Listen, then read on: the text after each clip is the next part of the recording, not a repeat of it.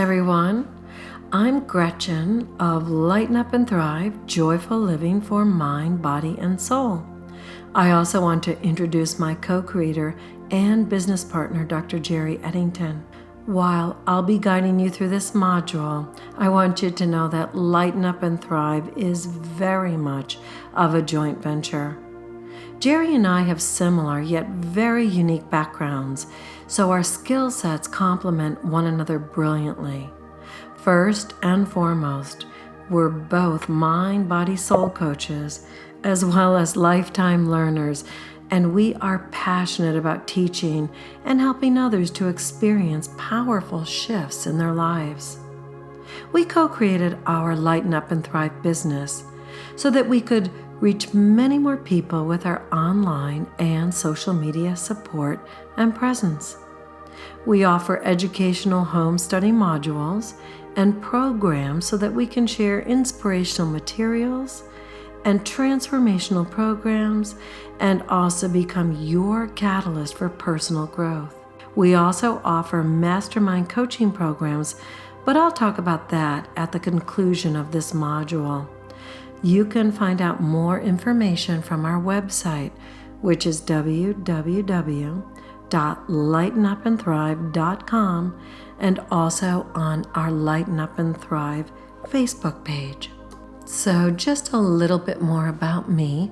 My name is Gretchen Oler-Hogg, and my passion is to facilitate powerful, transformational shifts at a core level for people. Transformations occur by discovering, reframing, and shifting limiting beliefs. Transforming limiting beliefs helps to unlock each individual's highest potential and to align you with your soul's truth and divine purpose. And this is a key factor in all of our trainings and our programs. And you'll notice on my slide that I'm also a hypnotherapist, and my commitment is to help to assist you to lighten up and thrive and co-create a joy-filled life aligned with your divine purpose. Jerry also specializes in transforming limiting beliefs. Jerry's passion is helping others to connect to their inner wisdom on a soul level. I love how Jerry calls herself a soul success coach because she's brilliant at helping others to uncover their obstacles, which frees them to achieve their personal and career potentials. You'll notice on Jerry's slide that she also considers herself a facilitator of change, and her passion and commitment to you is to assist you in co-creating the life you are meant to live so you can lighten up and thrive. So we want to thank you for joining us and participating in this 4-part series called Finding Balance. This is the 4th and the last home study module called Emotional Smarts. Using emotional intelligence to create a more joyous, richer life.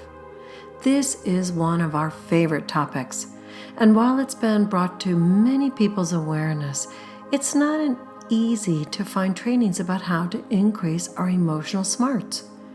Wouldn't it be great to learn how to handle life's ups and downs and manage your own emotions and situations, and also to have a better understanding of what makes people tick? So a quick question.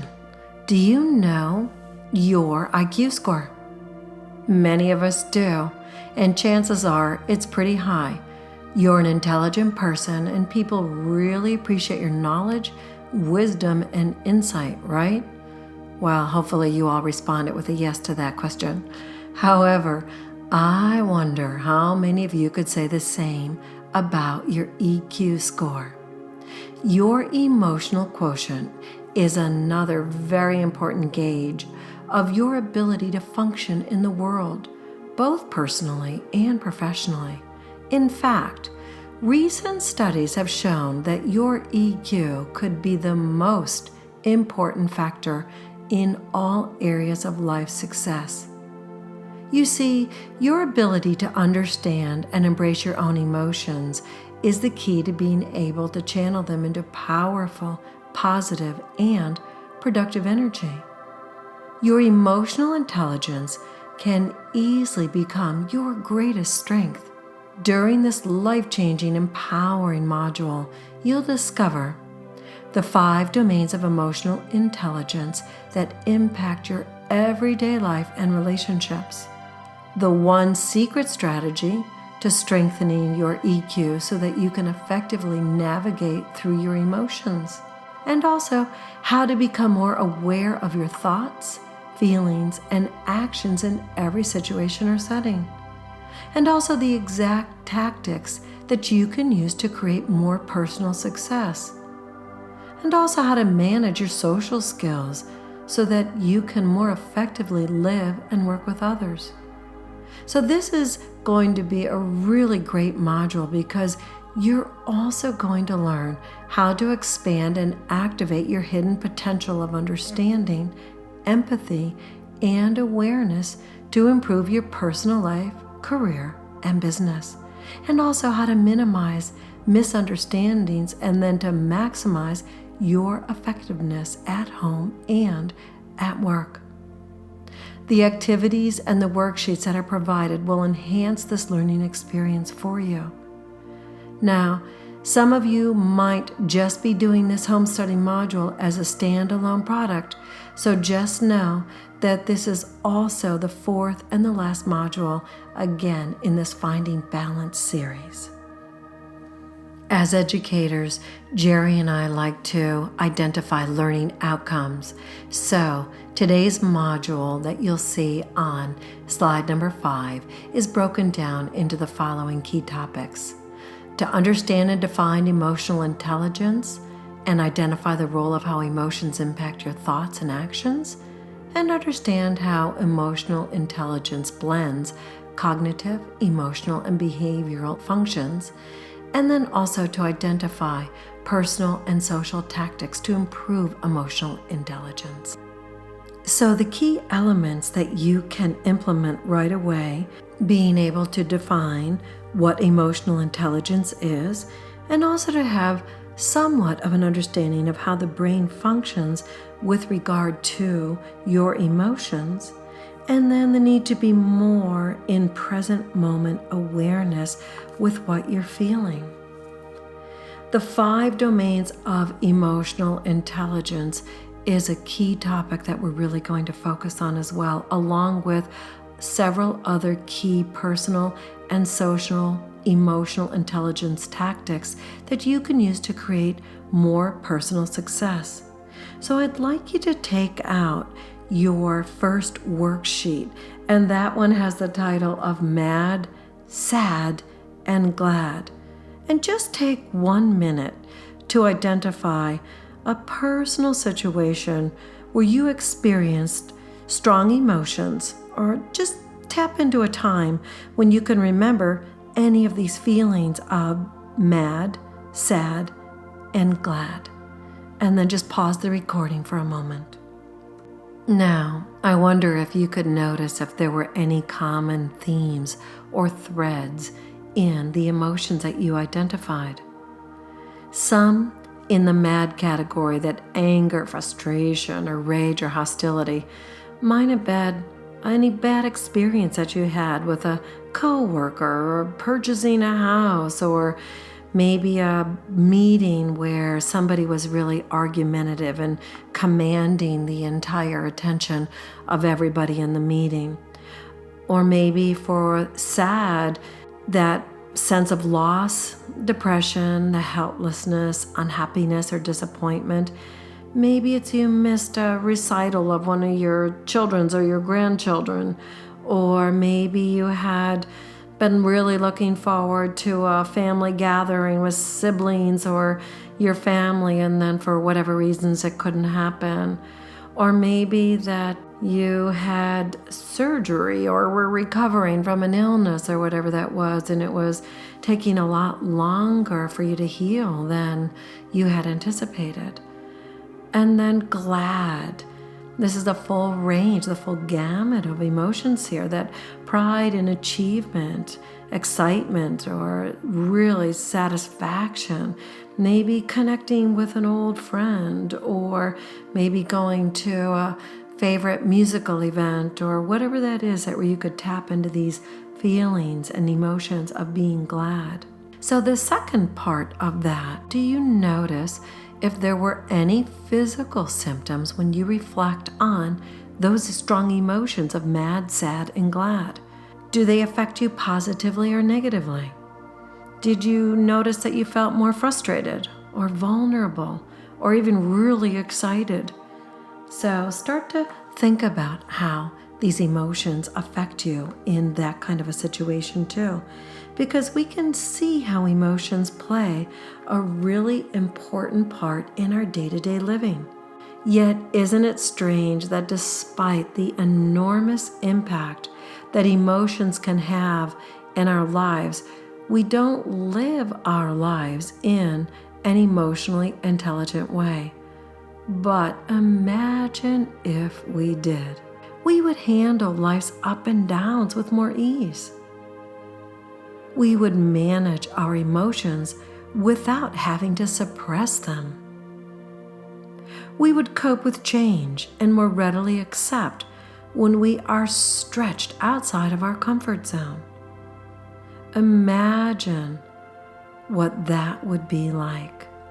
And this is where the concept of emotional intelligence comes into play, and this is the potential that it can have in all of our lives. In this module, we're going to head into the next topic so that you can understand the true nature of what it means to be emotionally intelligent. So let's start simply by defining what emotional intelligence is.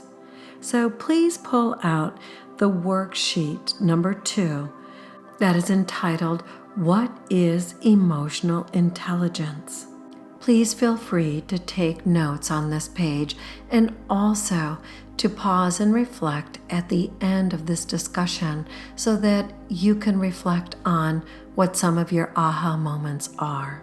So typically, when we think of the word intelligence, we equate it to someone's mental abilities, how they use logic or reason. In other words, we don't typically think about emotions in an intelligent way, and that's where the concept of emotional intelligence comes in. During the industrial age, we have predominantly focused on the rational thought and downplayed our emotions. But now, our view of emotions is changing. In fact, researchers today are beginning to view emotions and their significance as an important part of our overall well-being and fulfillment. In fact, half a century ago, we tended to view emotions as weak, chaotic, haphazard, superfluous, incompatible with reason, disorganized, largely visceral, and resulting from the lack of effective adjustment. But more recently, those perspectives have changed, of course, and we now realize that emotions can arouse, sustain, and affect our activity.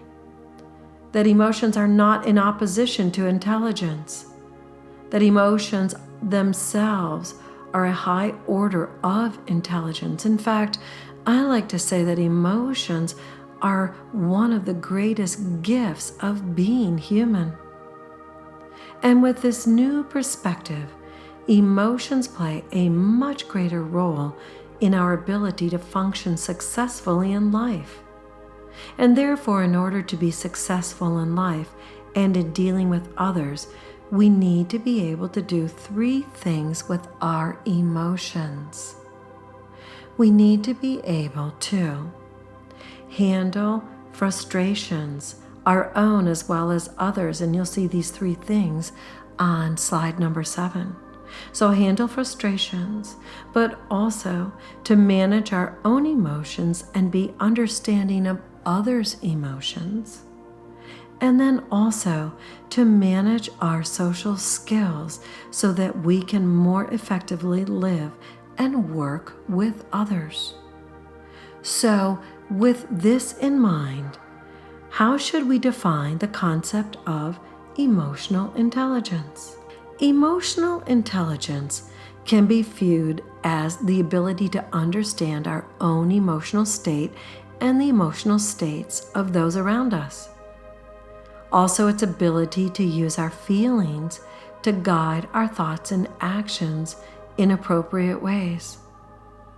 And it's the ability to monitor our own as well as others' feelings and emotions. In fact, emotional intelligence then is all about self-awareness and managing feelings so they are expressed appropriately. It's not about suppressing emotions, but just being more aware of them. So really just learning how to trust and tune into our gut, that old expression. It's also about being aware of others' feelings and demonstrating empathy towards them. Emotional intelligence helps us to avoid unhealthy relationships. It also allows us not to waste valuable energy on negative interaction with others. If we're more emotionally intelligent, we can also handle stress and disappointments much more effectively. So in summary, emotional intelligence is the ability to understand the emotions of ourselves and others. It enables us to effectively deal with people and problems in ways that reduce anger and hostility, and develop collaborative efforts and enhance life balance and produce creative energy. You might want to just pause the recording and just really reflect on what stands out most for you from that definition of emotional intelligence. A key point here really is that emotional intelligence is the capacity for recognizing our own feelings and those of others, for motivating ourselves, and for managing emotions in ourselves and in our relationships. Now, don't be intimidated by this next area that we're going to discuss, but in order to become emotionally intelligent, it is important to understand how the brain works so that we can see the role that emotions play in our thinkings and in our actions. So to help you with this, I'd like you to pull out your next worksheet, number 3. It's entitled The Way the Brain Functions. So on that worksheet, you'll see some blanks for some key words that you can fill in. And these help just to label the different areas of the brain. Because our brains are constructed with emotional and intellectual components, and they're primarily located in 2 separate areas. The emotional mind is located in an area called the amygdala, and the rational mind is located in the cerebral cortex. When we receive normal stimuli through our senses, it passes through the portion of the brain called the thalamus. The thalamus has many functions and includes relaying sensation, spatial sense, as well as motor signals to the cerebral cortex. It also helps to regulate consciousness, sleep, and alertness. In other words, our experiences pass through the rational part of the mind first before generating an emotional response.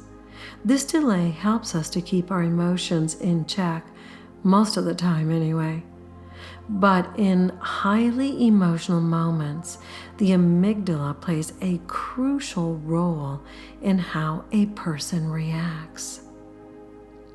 While the amygdala and the cerebral cortex usually work in tandem, when emotions run high or get really charged up, our emotions can overtake our rational thinking. I'm sure every single one of us has noticed this before. In fact, If a threat is perceived, the amygdala will hijack or bypass the reasoned response processes, and it will flood the brain with neurochemicals and electrical impulses that generates that fight or flight response. I like to think of the fight or flight response as stepping on the gas pedal, which would be the sympathetic nervous system response, or stepping on the brakes, which would be the parasympathetic nervous system response. The thing to understand about the amygdala, which is a part of what we call the limbic system, and this is an area that we have a great understanding of in hypnosis, because this is where all of the emotions and the memories and our fears are stored. So this fight or flight type of response can save our lives in certain situations, but it also can get us into trouble by having us overreact in other situations or getting our foot stuck on that gas pedal. In other words, our hot buttons get pushed, leading to a strong emotional reaction, such as defensiveness, rage, physical outbursts, ill feelings, etc. Those emotions that are disproportionate oftentimes to what the situation typically is. And I bet every single one of us can identify some of our reactions and what some of our triggers are. In other words, what are your buttons and how easily do they get pushed? And our highly charged reactions are often felt by those around us. And this is why the brain system is what scientists refer to as an open loop type of system. And this means that our physical systems interact with and affect one another. So my emotional state can impact yours and vice versa. And there are so many learned behaviors that just lie so much below the surface of our awareness. And those are all based on our own unique history and all of our unique experiences, as well as a lot of the family conditionings that we take on and the limiting beliefs. So whether or not we like it, our thinking and our emotional reactions impact on our relationships. Emotionally intelligent people understand the need to monitor the open loop system. They're aware of their thoughts, they're aware of their feelings and their actions, as well as those of others around them. So to strengthen our emotional intelligence, we must live more in the present moment, that present moment awareness, and recognize how emotions are always at play. You'll notice on slide number 9 that you can fill in the blanks on your worksheet just from the answers that are on this slide. And now I'd like you to put away any pencils or anything that you're writing with and just get comfortable. Sit back in your chair and relax for a moment. Turn off your phones and any other distractions that you might be doing simultaneously while you're listening to this. I'd like you to concentrate for a moment on your breath. Just follow the rhythm of your breath. Feel the air as it flows in and out of your body. Tune into and feel your chest rising and falling. Notice your belly. Notice how it's expanding as the air flows in. The chest and the belly, your abdomen contracting when the air goes out. The challenge is to maintain this present moment awareness in circumstances when your emotions become all-consuming. So just breathe in and breathe out. Follow the rhythm of your breath and just notice. Notice thoughts that might begin to arise and just push them away from the forefront of your mind. If feelings rise to the surface, just allow those feelings to flow out with your breath. Breathe in the word relax on the in-breath, and then peaceful and calm on the out-breath. Notice any feelings that might be associated with any of the thoughts that float along through the movie theater of your mind, and bring your attention right back to your breath. Like the rhythms of the oceans, just pay attention. What emotions are you experiencing right now? How do they make you feel? Where do you feel them in your body? Just relax for a moment, continue with your breathing, and tune in.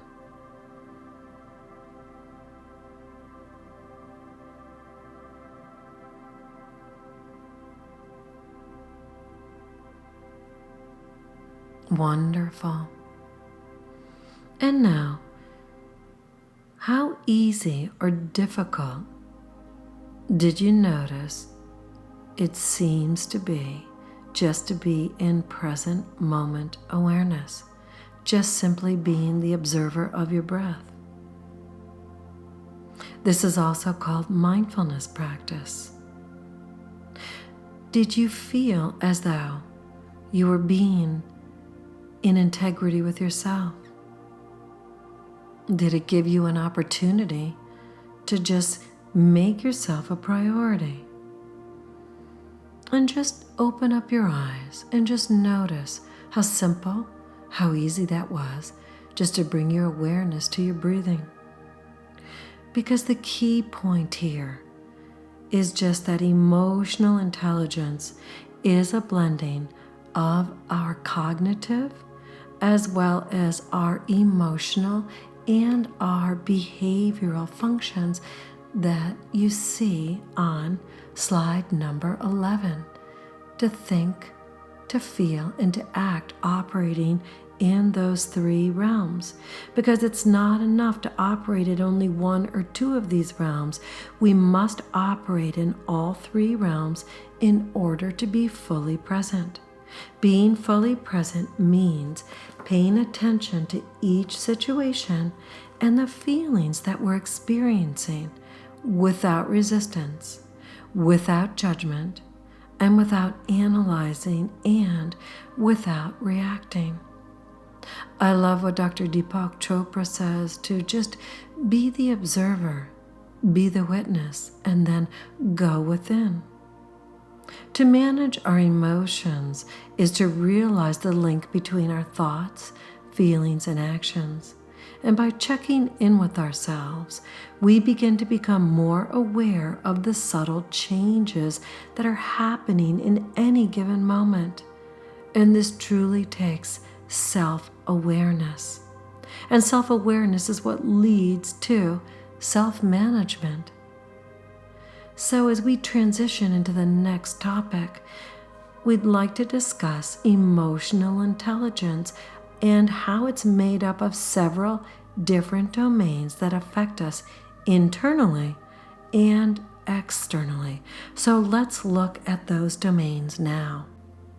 I'd like you to pull out the worksheets that are labeled number 4, the 5 domains of emotional intelligence, and you will have 5 worksheets, and each with a domain, number 1, number 2, number 3, number 4, and number 5. And on slide number 12, you'll see what those 5 domains of emotional intelligence are as we begin our discussion on that. So, domain number 1.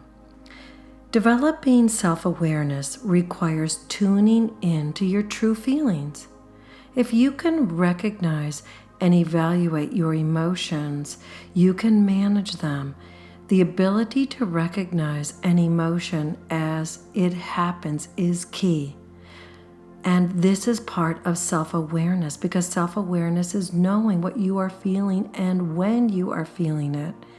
And the major elements of self-awareness are emotional awareness, your ability to recognize your own emotions and their effects, self-confidence, sureness about your self-worth and your capabilities. And the science of emotional intelligence tells us that we must begin with our own self-awareness before we can tap into other people's emotions. So just take a few moments. You can pause the recording and just reflect on your answers to the question of what emotions and their effects would you like to be more aware of as they are happening? And that question is on the bottom of domain number 1, that's self-awareness. So again, pause the recording and just reflect on your answers to that one. And now for the second domain, which is self-regulation. Self-regulation is using your emotions to serve you and not get in your way. Self-regulation is also the ability to recover well from emotional stress. From self-awareness flows self-regulation. Self-regulation is handling your feelings to respond appropriately to an emotional situation. Without knowing what you're feeling, you can't manage those feelings. Regulation is less of a concern when dealing with positive emotions. But negative emotions such as anxiety, frustration, anger, rage, sadness, or even panic require more regulation. Self-regulation involves self-control, managing disruptive impulses, maintaining standards of honesty and integrity, conscientiousness, and taking responsibility for your own emotions. So pause the recording and just answer the question on the bottom of this second domain, self-regulation. And the question is, what emotions do you experience that feel most disruptive to you and your life that you would like to regulate? So pause and answer that now. And then domain number 3 is motivation, delaying gratification to pursue important goals and persevering when faced with setbacks or frustrations. Personal motivation requires clear goals and a positive attitude. We must ready ourselves in order to act on opportunities. Regardless of whether you have a predisposition towards a positive or a negative attitude, you can, with effort and practice, think more positively. Yes, there is hope, and that's a lot of what the gratitude movement is all about, cultivating an attitude of gratitude. So remember, people with greater emotional intelligence experience hope and optimism more often than those with less emotional intelligence. Motivated people have less emotional stress. Optimism, which you can cultivate, protects people from apathy and depression. It can also keep people from blaming failure on a personal trait that cannot be changed. So if you catch negative thoughts as they occur, you can reframe them in more positive terms, which can help you achieve your goals. So again, take some time and pause the recording, and I'd like you to answer the question on the bottom of this domain number 3. What emotions motivate you to do your best? So reflect on that for a few moments. And now, turning on to domain number 4, empathy. Empathy is sensing what others are feeling and seeking other perspectives. Empathy is a gift. It's an ability to recognize another's emotional state. In fact, the more skillful you are at discerning the feelings behind other signals, the better you can control the signals that you send. Empathy involves listening carefully, picking up on what people are truly saying and responding accordingly. In fact, Stephen Covey describes empathy as listening for emotions, which in turn makes people feel understood. So here are a few techniques for you to try so that you can cultivate being more effective when being empathic. The first thing is recognize your own bias. People who are angry or in a bad mood notice another person's bad mood more readily than another person's good mood. It's almost as if you become magnets for that same energy, the same vibration of whatever that mood or that emotion is. The second is to put aside your own feelings. When you have your own emotional agenda, it interferes with your ability to empathize with other people's feelings. And third thing is to be attentive to cues. Tell people what you notice and ask for confirmation of what you're sensing. So pause the recording again and just tune in for a moment and reflect as you answer this question at the bottom of that worksheet number 4 in domain 4 under empathy. To what degree are you able to recognize someone else's emotional state? So do that now. And now, domain number 5, social skills. Social skills is the ability to interact with others comfortably and cooperate during those interactions. Of all the domains, social skills is the easiest to recognize. Social skills allows us to connect with other people. Social awareness builds on the domain of self-regulation in that it allows us to access and express emotions in appropriate ways. Among the most useful social skills are influence, wielding effective persuasion tactics, communication, sending clear messages, also change, initiating or managing change, and then conflict management, understanding, negotiating, and resolving disagreements, and also building bonds, nurturing instrumental relationships, and then collaboration and cooperation, working with others towards shared goals.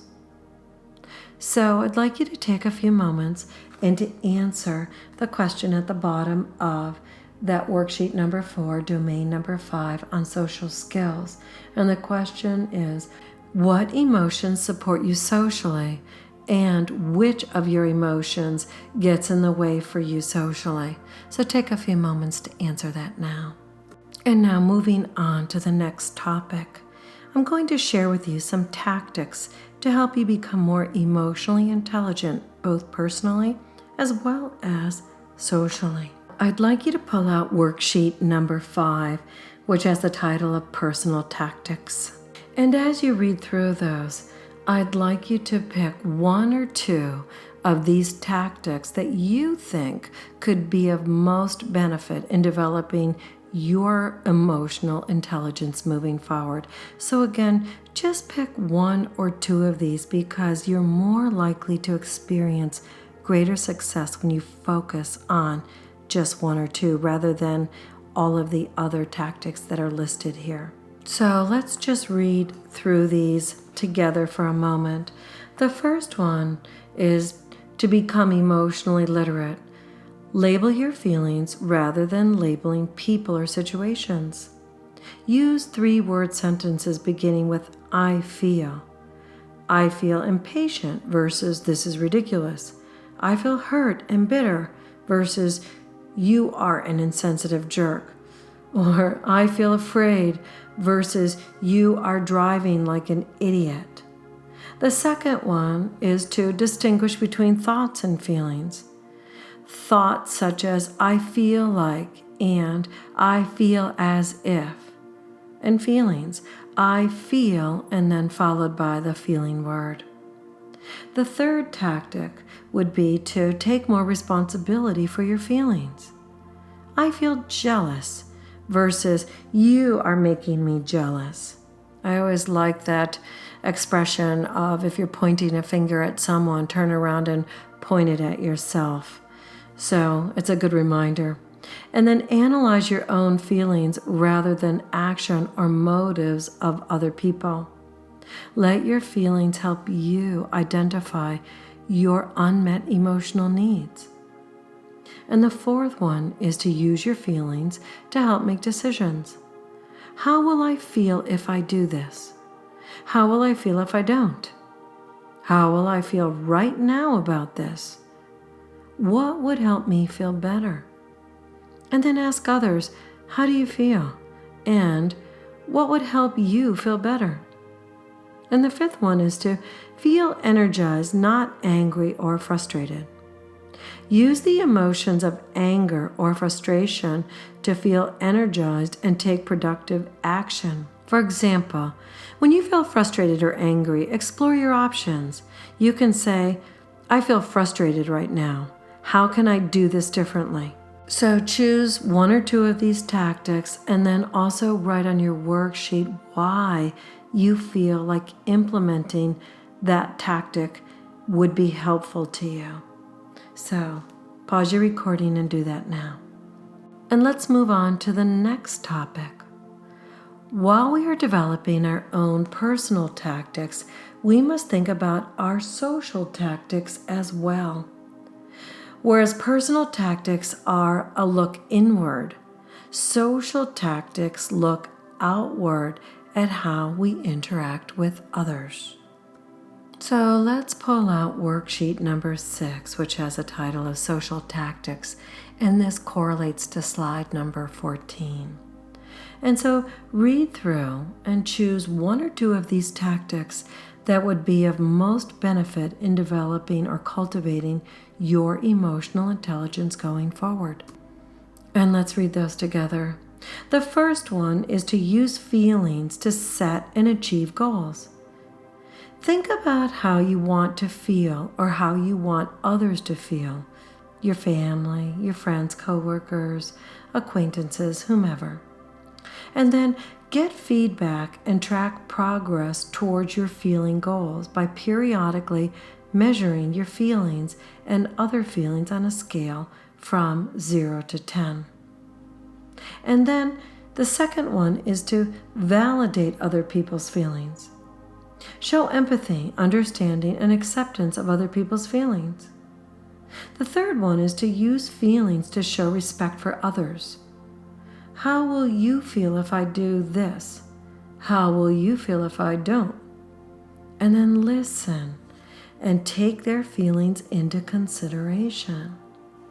And the fourth one is don't advise, command, control, criticize, judge, or lecture others. Instead, just listen with empathy and non-judgment. And the fifth one is to avoid people who invalidate you. And while this is not always possible, at least try to spend less time with them or try not to let them have a psychological power over you. One of the things that I like to teach people is when you're around certain people, ask yourself, does your energy go up or does your energy go down? Do the relationships nourish you is another great question. And then explore why or why not. So go ahead and pick one or two of these tactics, these social tactics that you could work on and explore. And then pause your recording and reflect on these. So let's end our exploration of emotional intelligence by clarifying the learning that has happened for you. Oftentimes, there is a certain phrase or a laser phrase that can just help encapsulate what it is that you took, the biggest aha, the biggest message that you took. So is there a laser phrase that can solidify your learning today? So one of the things that I love is a Byron Katie statement, which is always to ask myself, is this true for me?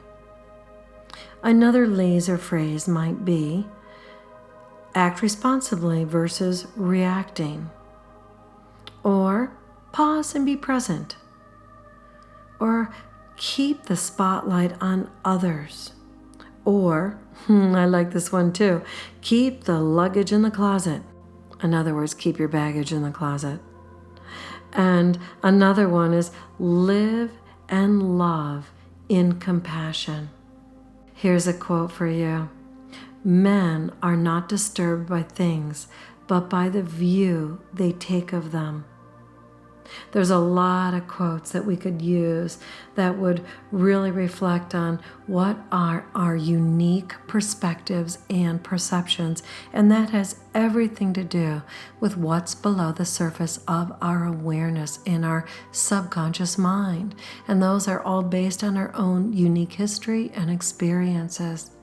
So, on slide number 16, let's just review those key points. Emotional intelligence is the ability to understand our emotions and others. It enables us to effectively deal in ways that enhance life balance and creative energy. Emotional intelligent people are aware of their thoughts, feelings, and actions as well as those of others. Being fully present means paying attention to feelings without judgment, analysis, and reactions. And then the last key point, the 5 domains of emotional intelligence are self-awareness, self-regulation, motivation, empathy, and enhanced social skills. You have one more Emotional Smarts progress updates as a worksheet. And I invite you to make extra copies of these because it's really a wonderful opportunity for you to check in with yourselves a month, a few months, 6 months to a year, whatever that is, when you've implemented some of these tactics, and to just check in and notice where your progress is. So these questions would be, number 1, in what ways can I practice my own emotional intelligence? The second is to list one daily practice that you can do to be in the present moment. The third, which of the 5 emotional intelligence domains would you most like to improve? And then list a few ways that you could become more emotionally smart in this area.